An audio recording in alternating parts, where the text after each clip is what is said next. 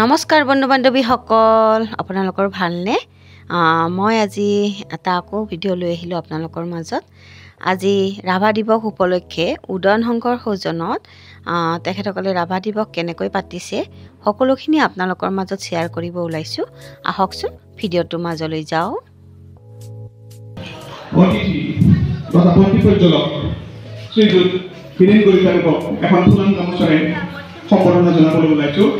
সম্বৰ্ধনা জনাব আমাৰ উদয়ন সংঘৰ সদস্য শ্ৰী পুলকেশ তালুকদাৰে।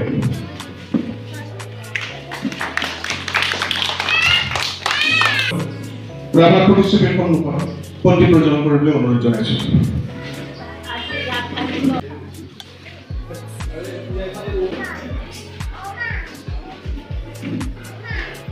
এতিয়া আমি শ্ৰীযুত বীৰেন বৈতাৰীক দোৱা খাবলৈ অনুৰোধ জনাইছোঁ। বিষ্ণুৰাভাই শংকৰদেৱৰ পিছতে বিশেষ কাম কৰা বুলি আমি ক'ব পাৰোঁ। কাৰণ অসমৰ এনেকুৱা এখন গাঁও নাই, এনেকুৱা এখন চহৰ নাই, এনেকুৱা নগৰ নাই য'ত বিষ্ণুৰাভা যোৱা নাছিল। বিষ্ণুৰাভা কলাগুৰু উপাধি কলাগুৰু উপাধি অসম সাহিত্যকাৰে দিছিল। কিন্তু বৰ দুখ লগা কথা, তেখেতক কলাগুৰু উপাধি অসম সাহিত্যকাৰে বহুদিন পিছতে দিছিল। তেখেতে যেতিয়া অসমৰ জাতীয় জীৱনত কাম কৰি আছিল, তেখেতৰ জীৱিত অৱস্থাত তেখেতক এই স্বীকৃতি দিয়া হোৱা নাছিল। কিন্তু তেখেতৰ যি প্ৰতিভা, এই প্ৰতিভা অনিচ্ছা স্বত্বেও যদিও দিয়া নাছিল, পিছত তেখেতক এই স্বীকৃতি দিবলৈ অসম সাহিত্য বাধ্য হৈছে। এতিয়া আমি আমাৰ দ্বিতীয় কাৰ্যসূচী বিষ্ণুৰাভাৰ প্ৰতিশ্ৰুতিত মাল্যাৰ্পণ কৰিবলৈ ওলাইছোঁ। আমি মাল্যাৰ্পণ কৰিবলৈ আমন্ত্ৰণ কৰি আনিছিলোঁ বিশিষ্ট সমাজকৰ্মী তথা উদয়ন সংঘৰ উপাধ্যক্ষ শ্ৰীযুত দীনেশ চন্দ্ৰ শৰ্মাদেৱক। প্ৰথমতে আমি দীনেশ চন্দ্ৰ শৰ্মাদেৱক এখন ফুলাঞ্চল সম্বৰ্ধনা জনাবলৈ ওলাইছোঁ। সম্বৰ্ধনা জনাব আমাৰ উদয়ন সংঘৰ সহকাৰী সাধাৰণ সম্পাদক শ্ৰী মন্ত কুমাৰ বৰুৱাই।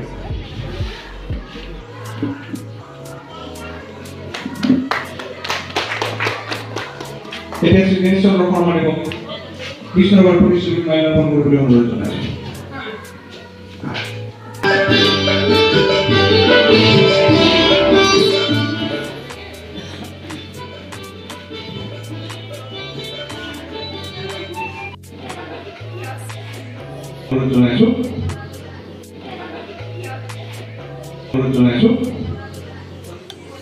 আজি এই ৰাভা দিৱসত উপস্থিত থকা মাননীয় ব্যক্তিসকল, লগতে উপস্থিত কণ ল'ৰা ছোৱালীসকল, এনেকুৱা এজন বিশাল প্ৰতিভাৱান ব্যক্তিক আজি মই আনুষ্ঠানিকভাৱে এই স্মৰণ কৰিবৰ বাবে উদয়ন সংঘৰ কৰ্মকৰ্তাসকলক ধন্যবাদ জনাইছোঁ আৰু মই নিজেও ধন্য হৈছোঁ। বিষ্ণুপ্ৰসাদ ৰাভা এক বিশাল প্ৰতিভা। ইতিমধ্যে আমাৰ বন্দী প্ৰজনক মাননীয় কলিতা মহোদয় যথেষ্ট কথা কৈছে আৰু বিষ্ণুপ্ৰসাদ ৰাভা ইমান বিশাল প্ৰতিভা, এইটো কৈ পেলাই শেষ কৰিব নোৱাৰে। যিজন ব্যক্তিয়ে শিক্ষাৰ ক্ষেত্ৰত যদি আমি চাব যাওঁ, তেখেতে ঢাকাত জন্মগ্ৰহণ কৰি তাত তেখেতক স্কুলত নাম লিখি দিছিল, বাংলা ভাষাত তেখেতে পঢ়িছিল। তাৰে পিছত তেখেতক তিনিজন নৃত্য, গান আৰু নাট্য এইখিনি শিকোৱাৰ কাৰণে তিনিজন শিক্ষক নিযুক্তি কৰি দিছিল। যিহেতুকে তেখেতৰ দেউতাক গোপাল ৰাভাও এজন সংগীতজ্ঞ আছিল। এই গোটেইখিনি তেখেতে খুব কম সময়ৰ ভিতৰতে আয়ত্ব কৰি লৈছিল। তাৰে সন্মুখত কোৰ্ট পাঠক কৰি আছে, এই ব্যৱস্থাটো ৰাভাৰ একেবাৰে সক্ষম আছিল। আৰু তেখেতে যিহেতু কমিউনিষ্ট আছিল, কমিউনিষ্টক এই কথাটোৱে তেখেতে দিন ৰাতি লাগি আছে। আৰু যদি আমি যাওঁ যে গান বাজনা, ইতিমধ্যে আমাৰ কলিতা ডাঙৰীয়াই কৈছে যে কলাগুৰু উপাধি তেখেতক কাশী বিশ্ববিদ্যালয়ৰ উপাচাৰ্য ডক্টৰ সৰ্বপল্লী ৰাধাকৃষ্ণ তেখেতৰ নৃত্য তাণ্ডৱ নৃত্য সন্তুষ্ট হৈ তেখেতৰ এই প্ৰতিভাৰ কাৰণে তেখেতক কলাগুৰু উপাধি দিছে আৰু তাৰে পিছত হয়তো সাহিত্যৰ এই উপাধি দিছিল। গতিকে এই দিনে নিশাই আৰু দিনে নিশাই কষ্ট কৰি সমাজখনক এখন বৃহৎ সমাজ, সুন্দৰ সমাজ, সম অধিকাৰ সমাজ গঢ়াৰ কাৰণে দিনে ৰাতিয়ে আপ্ৰাণ চেষ্টা কৰি আৰু তেখেতৰ যিটো চৰকাৰী ফালৰ পৰা বা শাসনৰ ফালৰ পৰা যথেষ্ট বাধা হৈছিল আৰু শেষত তেখেতে ভাবিছিল যে মই এই শাসনৰ ৰাজনৈতিকভাৱে মই শাসনৰ দায়িত্ব ল'ম আৰু তেতিয়া এবাৰ তেজপুৰত তেখেতে বিধায়ক হ'লেও তেখেতে জিকি আহিছিল আৰু তেতিয়া মই ক'ৰবাত শুনিব পাইছিলোঁ যে কোনোবা এটা ইলেকশ্যন হওঁতে নিজে অকলে তেখেতে অনশনত বহিছিল। গতিকে এই বিধায়ক হৈ তেখেতে এটাই আছিল যে কৃষকে খেতি কৰিব কৃষকৰ মাটি, নাঙল যাৰ মাটিটা, এই শ্লোগানৰ মতে গোটেই এটা বৃহৎ অবিভক্ত অসমত তেখেতে গোটেই এই আন্দোলন চলাইছিল। জ্ঞান গঠনৰ কাৰণে ৰাভাৰ জীৱন আৰু প্ৰীতিৰ ওপৰত জ্ঞান গঠনৰ কাৰণে অষ্টম শ্ৰেণী পৰ্যন্ত ছাত্ৰ ছাত্ৰীসকলৰ মাজত ৰাভাৰ জীৱন ভিত্তিক এখন মুকলি কুইজ প্ৰতিযোগিতা অনুষ্ঠিত কৰাৰ বাবে আয়োজন কৰিছিলোঁ। ধীৰাজ নগৰদেৱক আমি এখন ফুলাম গামোচাৰে সম্বোধনা জনাবলৈ ওলাইছোঁ। সম্বোধনা জনাব আমাৰ সহকাৰী গঠনৰ পদক হেমন্ত কুমাৰ বৰুৱাই। ধীৰাজ নগৰক আমি আগবাঢ়িবলৈ অনুৰোধ জনাইছোঁ।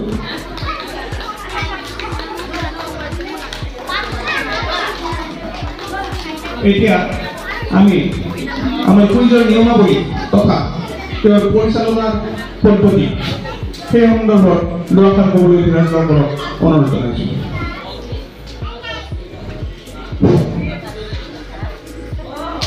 আজি বিশ্ব ৰাভা দিৱস উপলক্ষে অনুষ্ঠিত হোৱা কুইজ প্ৰতিযোগিতাখনক আমাক এই সুবিধাটো দিয়াৰ বাবে মই কৃষ্ণনগৰ উদয়ন সংঘৰ প্ৰমুখ কৰ্মকৰ্তাক ধন্যবাদ জ্ঞাপন কৰিছোঁ আৰু লগতে এই অনুষ্ঠানত ইমানখিনি ছাত্ৰ ছাত্ৰী আৰু অভিভাৱক উপস্থিত হৈ উদয়ন সংঘৰ লগতে আমাক যি উৎসাহ প্ৰদান কৰিছে সেই প্ৰত্যেকজনকে আমি ধন্যবাদ জ্ঞাপন কৰিছোঁ।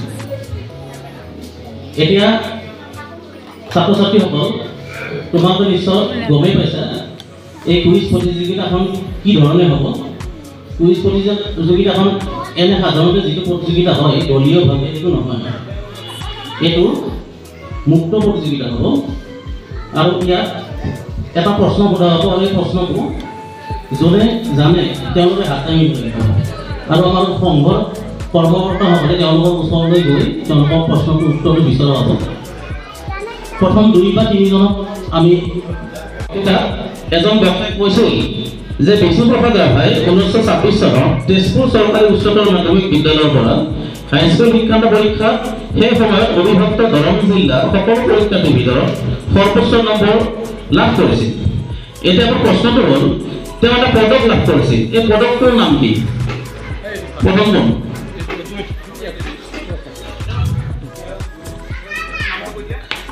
নামটো কোৱা।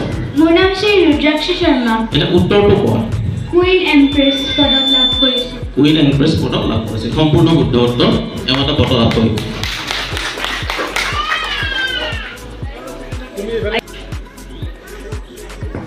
আমি ধন্যবাদ জ্ঞাপন কৰিলোঁ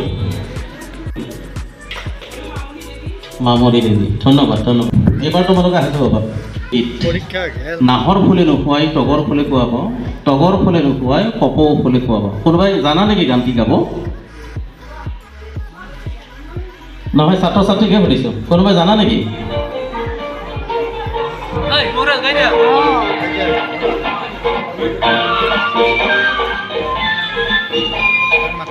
গাই দিয়া। নাহৰ ফুলে নোহোৱাই তগৰ ফুলে খুৱাব, তগৰ ফুলে নোহোৱাই কপৌ ফুলে খুৱাব। নাহৰ ফুলে নোহোৱাই তগৰ ফুলে খুৱাব,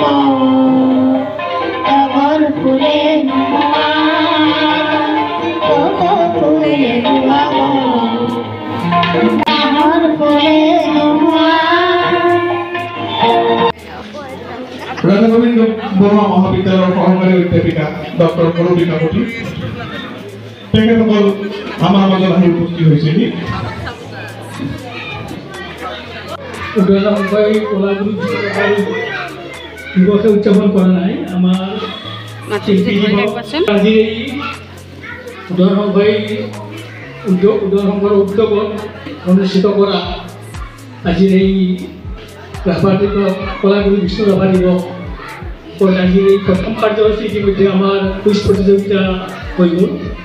কেইবাগৰাকী কুইজ প্ৰতিযোগিতাত অংশগ্ৰহণ কৰি আজিৰ অনুষ্ঠানটো সাফল্যমণ্ডিত কৰিছে। মই সকলোকে ধন্যবাদ জ্ঞাপন কৰিছোঁ। আৰু আজিৰ এই সভাত উপস্থিত থকা আমাৰ আজিৰ সভাৰ উদ্বোধক মাননীয় বিশ্বনাথ মেধি, আমাৰ আলোচক জয়ন্ত বৰ্মন আৰু আমাৰ এগৰাকী আলোচক কৰবিকা কটি, আমি আটাইকেইগৰাকীকে আমি ধন্যবাদ জ্ঞাপন কৰিছোঁ। স্মৃতি দিৱসত আমি আমাৰ উদয়নংগৰ সংগীত কৰ্মশালাৰ পৰিচালক শ্ৰী অকণ বৰুৱা এখন ফুলাম গামোচাৰে সম্বৰ্ধনা জনাবলৈ ওলাইছোঁ। সম্বৰ্ধনা জনাব আমাৰ উদয়নংগৰ কোষাধ্যক্ষ শ্ৰী দীনেশ চন্দ্ৰ শৰ্মাই।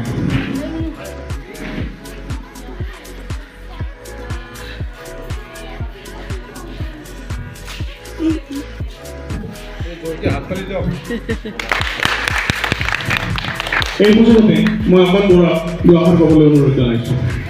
তেখেতৰ অভিজ্ঞতা। নমস্কাৰ। আজি যোৱা 8 ছেপ্টেম্বৰৰ পৰা এই সংগীতৰ ক্লাছ আৰম্ভ কৰিছিলোঁ। সেইবাবে সিহঁতক এনেকৈ উঠাই আনিছোঁ। এনেকৈ আজি এটা তাৰমানে সিহঁতৰ পৰীক্ষা আছে, আমি আৰম্ভ কৰিছোঁ এই গানৰ যোগেদি।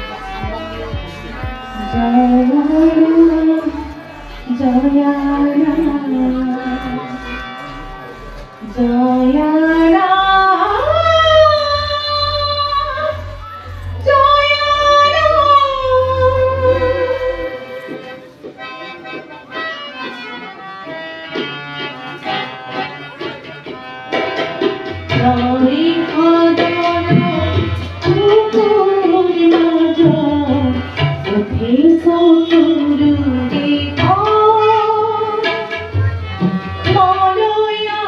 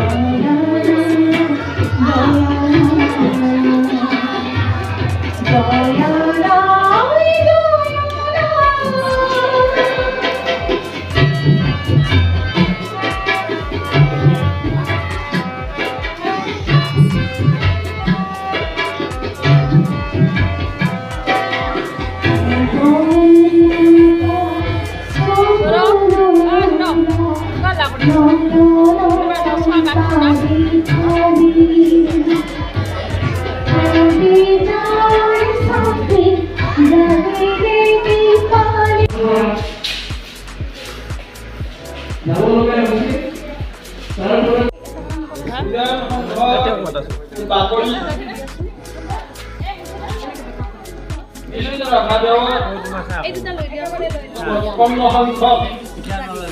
ইংলিছটো দিৱস হিচাপে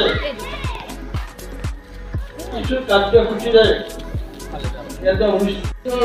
অধ্যক্ষ আৰু আন প্ৰফেচৰবিলাকে আচৰিত হৈছিল আৰু তেওঁৰ সেই আন্দোলনত যেতিয়া সমাজত উলিয়াইছিল তেতিয়া পুলিচ বিৰুদ্ধে তেওঁলোকৰ ওপৰত জঁপিয়াই পৰিছিল আৰু তেতিয়া তাৰ প্ৰতিবাদ স্বৰূপে তেওঁলোকে তাক চৰকাৰী স্কুলতে গভৰ্ণমেণ্ট স্কুলখনতে এখন প্ৰতিবাদী সভা আহ্বান কৰিছিল আৰু তাৰ বিৰুদ্ধে ৰাভাৰ নেতৃত্বত প্ৰতিবাদী পন্থ ৰুধিব নোৱাৰে বুলি তাক সিদ্ধান্ত লৈ এখন পত্ৰ প্ৰেৰণ কৰিছিল ইংৰাজ চৰকাৰলৈ তাৰ ভিতৰত তেওঁ সৰ্বসাধাৰণ শিল্পী যিহেতু তেওঁ বহুতো নৃত্য গীত আৰু সুৰ দিছিল তাৰপিছত পুনৰ